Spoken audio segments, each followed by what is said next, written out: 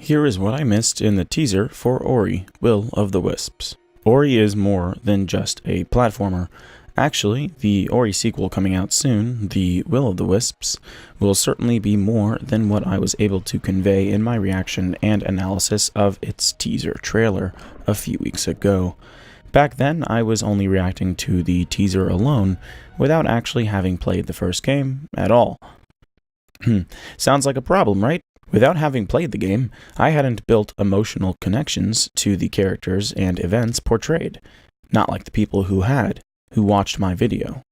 The players who did have a personal reaction when they saw that baby owl watching the feather fall. Don't get me wrong, I got good insight from seeing the teaser all by itself, especially with how good the music was. Did I understand the teaser? Did I guess correctly that this baby owl was suffering some sort of loss of a parent or family member? Sure, but the people who watched my video told me, hey, you're missing something if you didn't play the first one. They were telling me that what I was missing was not just the knowledge that a loved one died, but the experiencing of it firsthand. So I went back and played the first game. ORI is heartfelt. It looks good. It looks fantastic. It gets all those special words I use to praise games. But game reviews can have a bit of a habit to exaggerate. Games tend to be either too criticized against, or they are described as something much greater than they were. So I try to be a balanced source of information or opinions. That being said, ORI is truthfully so well crafted in so many areas of game design that I can honestly say, without exaggerating, that it does border on being a masterpiece. I played this game all the way through on a live stream with a small handful of people watching. Small handful of people watching. I played this game all the way through on a live stream with a small handful of people watching. I even got lucky enough at one point for a developer or two to pop in and talk about the game a bit. I won't name names in case they wouldn't want me to, but it was insightful, and I felt very fortunate and grateful that they not only showed up in the chat, but answered the questions we bombarded them with. Anyway, how does this relate to the point here? Well, in these conversations that happened, the viewers and I learned more about what went on in the minds of the ORI dev team, and in doing so, we gained a more grounded view of how this game was created, with full transparency. Imagine it would be kind of like if you met your favorite celebrity or musician, and was allowed to have a conversation with them without a camera rolling or anything. No pretense. To learn what we did about the game in this way, and still love the game after that, to still appreciate the game's artistic intentions, says a lot about how honest this game was in its heartfelt and emotional storytelling. Apparently, the music was composed early on in development, so early on that the music served as an emotional guide throughout every stage of the game's production. Now I'm thinking, it all makes sense.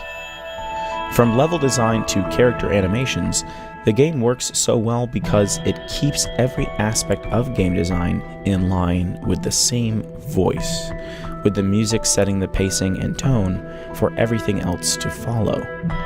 Also, the team was heavily inspired by Japanese forms of storytelling, not least of which, according to one dev team member, was the film Spirited Away.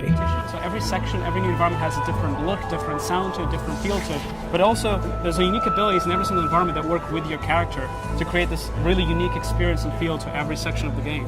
We were definitely inspired by things like Miyazaki, by many, films that we kind of grew up with, like Princess Mononoke and so on. Like that's just inspirations for us. I think that the characters have distinctly Japanese-sounding names, and the story centers around fantastical animal-like creatures. Spirits occupy nature, and a balance between life and death is a theme in the game. Balance of dark and light is something somehow very East Asian, maybe? The yin and yang, The appreciation for standing between one side and another, and feeling wiser for having knowledge of both sides, rather than making a bias for one perspective or the other. ORI is a spirit creature, an embodiment of light energy in the forest. But is light automatically good? is dark automatically bad? The game makes you question this principle.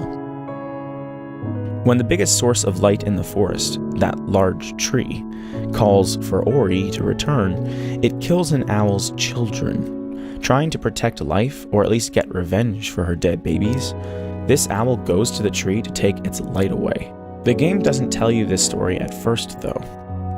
The game allows us to believe in our preconceived notions of light and dark at first, not telling us why the owl is so angry at our character, a light creature, and only later reveals to us the full story involving the tree killing the owl's babies. Perhaps it's just basic storytelling, with the game waiting to tell us the big news later for a climactic moment, but maybe the game also needed time to make sure that the player saw the world from a kinder point of view, an empathetic point of view, before it could let us fully appreciate that the dark owl was something to sympathize with. It needed us to experience a painful loss for our own character to relate to the owl more personally. It all started with Naru, a creature who took care of our character with a parent-child relationship just like the owl was hoping to have with its baby owls one day. While some games look to make a plot filler in order to justify a climax later on, the game used every moment as an important emotional stepping stone to that final connection we would feel of pity for the owl mother.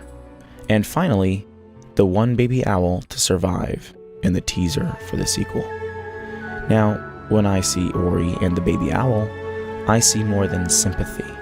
I feel regret. The tree of light that made Ori is also responsible for the death of the owl's children, and now for the owl mother herself, leaving a great loneliness for the last baby owl. So, when I see the trailer today for the sequel, I come into it expecting so much more than what I first realized in my first video. With all that being said, I appreciate you guys sticking around for this long and hearing my thoughts and feelings about the game.